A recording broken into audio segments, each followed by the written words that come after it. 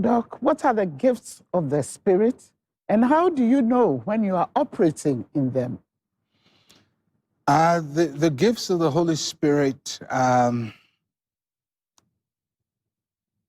it's a little different, depending on which tradition you come from. But from the Pentecostal point of view, there are 9 gifts of the Holy Spirit that are set out in 1 Corinthians chapter 12. The 9 are divided into 3 subgroups, what we call the utterance gifts. The utterance gifts are speaking in tongues, interpretation of tongues, and prophecy. And then the what we call the revelatory gifts.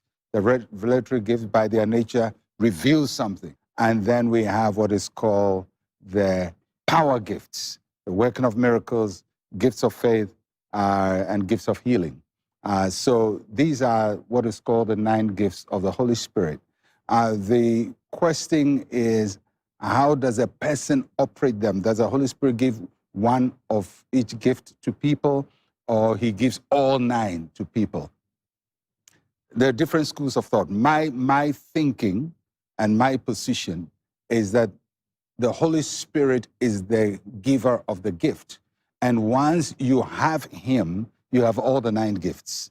And so all the 9 gifts can operate at different times as the Holy Spirit leads. So it's not as if he's giving you a gift to keep for yourself, but the Holy Spirit works those gifts through us. So if at a point one of those gifts is needed to be a blessing to somebody, he will supply that gift to work through you. There are some who believe that the gifts are giving more or less for keeps.